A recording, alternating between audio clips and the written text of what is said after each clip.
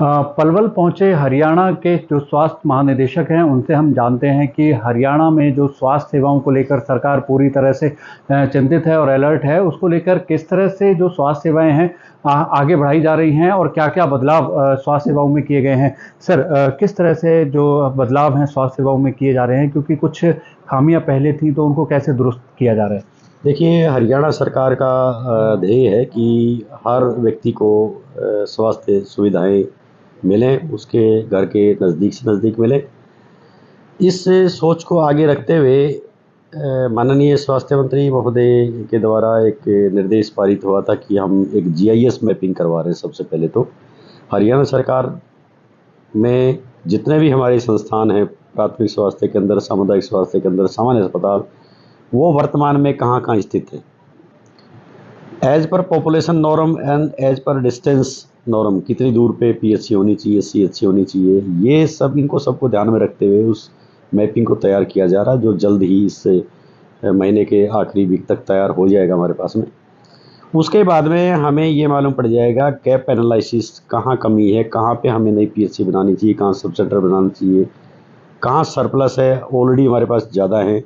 इन स्थितियों को देखते हुए नई जो स्वास्थ्य सेवाएं देने के लिए जो केंद्र बनाए जाएंगे, वो केंद्र उस जीआईएस मैपिंग के आधार पर बनेंगे, जिसमें ज़रूरत के मुताबिक आपको स्वास्थ्य केंद्र स्थापित करने में मदद मिलेगी। इसके अतिरिक्त आपको पता है कि एक बहुत बढ़िया हमारी स्कीम निरोगी स्कीम भी चल रही है, जिसमें 1,80,000 तक की जो पॉपुलेशन के इनकम के जो लोग हैं, उस सारी पॉपुलेशन को करीबन 1 करोड़ से ऊपर जो हमारा आंकड़ा बैठता है क्रेडिट डाटा के अनुसार, उनको आपने देखा होगा कि हम उनके स्वास्थ्य प्रमाण पत्र बना रहे हैं, उनकी जांच कर रहे हैं।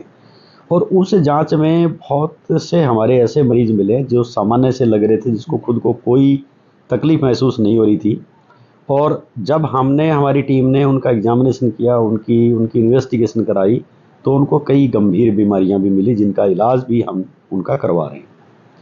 कई बच्चे भी ऐसे मिले जिनको कॉन्जेनाइटल अबनॉर्मलिटीज़ थी, उनको भी हरियाणा सरकार फ्री ऑफ कॉस्ट उनकी सर्जरी करवा रही है।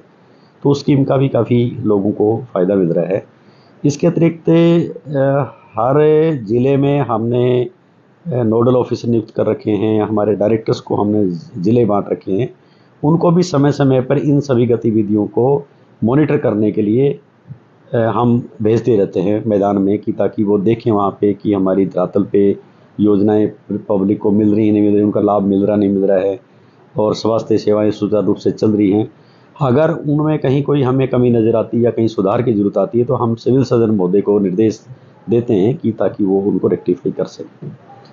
जो हेडक्वार्टर से संबंधित कोई उनकी मांग हमारे सामने आती है, तो उसको भी एग्जामिन किया जाता है और सरकार से स्वीकृति लेकर के उनको प्रदान किया जाता है। सर, देखिए, सबसे बड़ा कहीं न कहीं चैलेंज है इस समय डेंगू और मलेरिया के केसों में लगातार हरियाणा में वृद्धि होती जा रही है। तो उसको लेकर किस तरह से आगे की डायरेक्शंस हैं? अभी तक कितनी ऐसी कैज़ुअल्टीज़ सामने आई हैं जिससे प्रदेश में कुछ बदलाव स्वास्थ्य सेवाओं में किया जाए जो डेंगू और मलेरिया को लेकर है? देखिए, डेंगू और मलेरिया जैसा आप सभी को पता है कि मच्छर जनित बीमारियां हैं, मच्छर के काटने से होती हैं। और मच्छर का सीज़न मई जून के बाद स्टार्ट हो जाता है, जो ही बारिश शुरू होती तब से लेकर के, और अब जो हमारा अक्टूबर और नवंबर चल रहा है, तकरीबन यहाँ तक सीज़न चलता है। इस वर्ष आपने खुद ने भी देखा होगा कि बारिश जो है वो असमय हुई है।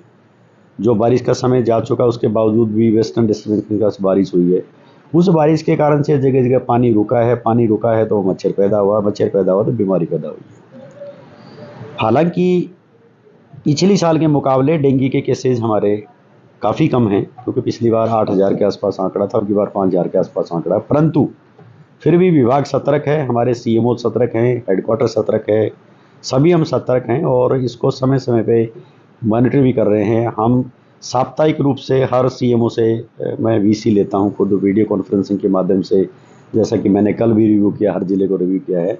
इसी तरीके से हमारे एडिशन चीफ सेक्रेटरी महोदया हैं, वो भी महीने में 1 बार 2 बार ज़रूरत अनुसार रिव्यू करती हैं। मंत्री जी स्वयं भी रिव्यू करते हैं इसको। तो इससे, इन चीज़ों से रिव्यू करने से आप गंभीरता को समझ सकते हैं कि हम हर चीज़ को बड़ा गंभीरता से लेते हैं, चाहे बीमारी छोटे रूप में है चाहे बड़े रूप में है, उसको बड़े रूप में ना जाए, इस ये कोशिश हमारी रहती है। मच्छर जहाँ पैदा हो रहे हैं, स्टेग्नेशन वाटर हो रही है, उसमें कई विभागों का मल्टी डिपार्टमेंट अप्रोच आपको निभानी पड़ती है। अकेला स्वास्थ्य विभाग इसमें काम नहीं कर सकता। अर्बन लोकल बॉडीज़, पंचायत विभाग, पब्लिक हेल्थ डिपार्टमेंट और दूसरे डिपार्टमेंट, इंडस्ट्रीज डिपार्टमेंट, कई जगह हमें देखने आया है कोई इंडस्ट्रीज़ कोई बंद होगी, जैसे वहाँ उनके जो भी ख़राब मशीनरी है उसमें कहीं पानी खड़ा है, उस अब इंडस्ट्रीज़ वालों को भी अनुरोध हम समय समय पर करते हैं कि ऐसी जगह में पानी खाली कराएं।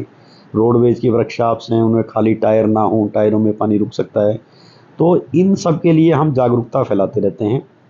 प्लस में हम पनिशिव भी एक्टिविटी हम चलाते हैं कि अगर कोई व्यक्ति हमारे बार बार कहने के बावजूद भी अपना गमला खाली नहीं करता है या कुछ और पोर्ट है जिसको खाली नहीं करता और उसमें लार्वा मिलता है, तो उनका चालान भी किया जाता है, उनको नोटिस भी सर्व किए जाते हैं। तो इसमें हमारा विभाग पूरी तरीके से सतर्क है और काम कर रहे हैं। इनिशियली हमारे पास 4 डेथ रिपोर्ट हुई थी डेंगू कारण से, लेकिन पिछले 1-1.5 महीने से अब कोई डेथ उसके बाद नहीं। पुनिया साहब, आप पलवल दौरे पर हैं आज, क्योंकि अगर मैं बात करूं कि पलवल से बिल्कुल सटा हुआ एरिया है हथीन, यहाँ पर एक नया बीमारी निकल कर आई है, डिप्थीरिया, और जिसमें अगर मैं बात करूं तो लगभग 20 दिन में काफ़ी बच्चे इसमें बीमार हुए हैं। कुछ कैजुअलिटी भी सामने आ रही है क्या? कुछ ऐसी कोई आपकी तरफ से पुष्टि हुई है, सूचना हुई? देखिए, मैं आज दौरे पे हूँ और उसका विशेष कारण यही जो आप बता रहे हैं, डिप्थीरिया ही है। आप सभी को पता है कि टीकाकरण जो है, टीकाकरण बहुत एक महत्वपूर्ण कार्यक्रम है। बच्चों को अनेक बीमारियों से बचाने के लिए टीकाकरण बहुत ज़रूरी है। डिप्थीरिया उनमें से एक बीमारी है। नाक और गले की एक बड़ा गंभीर सा संक्रमण है जो टीके से बच सकता है। तो मेरा आज मैं रिव्यू तो कर ही रहा हूँ और उसमें जो दिशा निर्देश मैंने जारी करने थे, यहाँ दोनों सीएमओज को, मेवात और पलवल को, मैंने जारी कर दिए, क्योंकि मेवात के एरिया में इम्यूनाइजेशन हमेशा से चैलेंज रहा है। उसके लिए जो भी सरकार कर सकती है, जिस तरीके से हमने इम्यूनाइजेशन के लिए 10,000 रुपये अभी मित्राज लगाए हैं, जो टीकाकरण मित्राज जिनको बोलते हैं, टीकाकरण एक्सप्रेस मेवा डेवलपमेंट अथॉरिटी ने हमें दे रखी इस तरीके से।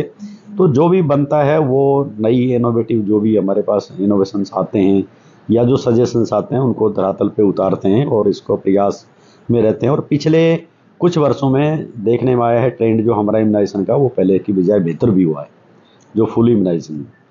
जहाँ तक कि ये अभी उटावड़ एरिया का जो आप जिक्र कर रहे हैं, जहाँ पे हुआ है, वहाँ हमारी टीम लगातार काम कर रही है और अगले 15 दिन तक मैंने निर्देश दिया है पलवल और मेवात के सीएमओ को कि वो पूरे ज़िले में अपने एक विशेष हेल्थ चेकअप का कैंप लगाएंगे, जिनमें बच्चों की हाउस टू हाउस जाकर के जानकारी प्राप्त की जाएगी, चेकिंग भी की जाएगी।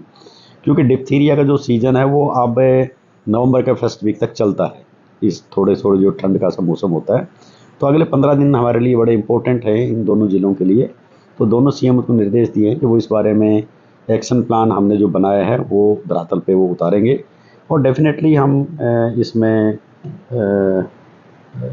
ये कह सकते हैं कि अगर हम ये सारा काम कर लेते हैं तो आगे अब कोई कैजुअलिटी ना हो, ऐसा हमारा प्रयास रहेगा। सर, अभी तक कितने बच्चे बीमार हैं और कितनी कैजुअलिटी हुई है? कुछ आंकड़ा आपकी तरफ से कुछ जारी किया गया हो? देखिए, अभी 6 सस्पेक्टेड केसेस मुझे मेरी जानकारी में लाए गए, जिनमें से अभी 3 की रिपोर्ट आनी बाकी है और 2 की रिपोर्टें अभी पॉजिटिव आई है। एक डेथ शुरुआत में 29 तारीख को हुई थी।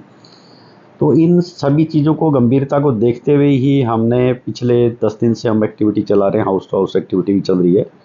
और आज मैं समय भी मैदान में यहाँ आप देख रहे हैं कि सुबह से मैं यहाँ लगा हुआ हूँ, इन्हीं कार्यक्रमों में लगा हुआ। अभी मैं उटावड़ का दौरा भी करूँगा और वहाँ भी एक बार देखेंगे कि धरातल पे हमारी टीम में वहाँ पहुँची या नहीं पहुँची और क्या काम चल रहा है। तो इस बीच में जनता से भी आग्रह करना चाहूँगा आपके चैनल के माध्यम से, सभी से पेरेंट्स से, कि बच्चों का टीकाकरण जो है वो ज़रूर कराएं। टीकाकरण से ये बीमारियां, अगर कि सामान्य से टीके से अगर किसी बच्चे की मौत से छुटकारा मिलता है या बीमारी छुटकारा मिलता है, इससे बड़ी कोई बात नहीं होती। और इसमें हमारे लिए पोलियो एक बहुत बड़ा उदाहरण है वर्तमान में। इससे पहले आपने कभी सुना होगा बचपन में चेचक की बीमारी होती थी, छोटी माता बड़ी माता होती थी, वो सब बीमारियां इन टीकों के कारण से खत्म हुई है। अदरवाइज तो फेस डिसफिगर हो जाते थे बंदों के, माता किरण चकते से हो जाते थे फेस पे। पोलियो एक बड़ी गंभीर बीमारी थी, ज़िंदगी भर के लिए अपंग हो जाता था बच्चा। अब आप देखिए पोलियो कितने साल से थे, 2013-14 के बाद पोलियो के केस नहीं खत्म। तो सतत प्रयास हमने टीकाकरण का किया है या इम्यूनाइजेशन का प्रतिरक्षण का किया है, चाहे वो बूंद के रूप में या टीके के रूप में किया है, तो पोलियो से मुक्ति मिली है। डिप्थीरिया, टेटनस जैसी बीमारियों से भी काफ़ी हद तक हमें मुक्ति मिली है। बहुत कम केस टेटनस को देखने को मिलते हैं, डिप्थीरिया के भी बहुत कम मिलते हैं, लाखों में कोई एक केस देखने को मिलता है। तो सभी पेरेंट्स से अपने बच्चों को समय पे टीकाकरण करवाएं। इस संबंध में मैंने आज, चूंकि मेवात और पलवल के जितने भी हमारे मेडिकल अफसर्स आज आए हुए थे, उनको भी मैंने ये कहा कि स्वेच्छा से वो एक एक गांव को अडॉप्ट करें, किसी एक गांव को जहां हेल्थ एजुकेशन दें, वो लोगों को समझाएं। महीने में 1 दिन 2 दिन जो भी वो निकाल सकते हैं अपनी ड्यूटी के अलावा, ड्यूटी के बाद जो निकाल सकते हैं, पब्लिक के बीच में जाएं, पब्लिक में बैठें, उनको स्वास्थ्य विभाग की से संबंधित जो भी जानकारियां हैं वो दें। जिनमें हमारी जो स्कीम्स चल रही हैं, वेलफेयर की स्कीम चल रही हैं, वो भी बताएं लोगों को, और वो कैसे प्राप्त की जाएंगी ये भी बताएं उनको। प्लस में ओरल हाइजीन बताएं, टीकाकरण के बारे में समझाएं, परिवार कल्याण के बारे में समझाएं। डेफिनेटली एक डॉक्टर अगर मैदान में उतर के, धरातल पे उतर के पब्लिक के बीच में बैठता है तो पब्लिक का कॉन्फिडेंस बिल्ट होता है, पब्लिक उसकी बात को मानती भी है। देखिए, हमारे साथ थे हरियाणा के DG health doctor Randeep Punia. उनका साफ कहना है कि जो डॉक्टर्स हैं उन्हें ज़मीनी स्तर पर उतरना पड़ेगा और जो स्वास्थ्य सेवाएं जो बेहतर कर सकते हैं उसको लेकर जिन गांवों में जो लोग अभी भी स्वास्थ्य सेवाओं से वंचित हैं उनको किस तरह जागरूक किया जाए स्वास्थ्य सेवाओं के लिए, वह एक सबसे बड़ा चैलेंज है। और उसी को लेकर आज उन्होंने दोनों डिस्ट्रिक्ट पलवल और मेवात के सीएमओस को दिशा निर्देश दिए हैं। बहरहाल देखने वाली बात ये होगी कि डीजी साहब के आदेश के बाद जो सीएमओस हैं वो किस तरह अपने इनकी बातों का अनुसरण करते हैं और जो स्वास्थ्य सेवाएं हैं उनको आम जन तक पहुंचाने में कितने कारगर साबित होंगे। कैमरामैन करतार के साथ नितिन शर्मा, इंडिया न्यूज़, पलवल।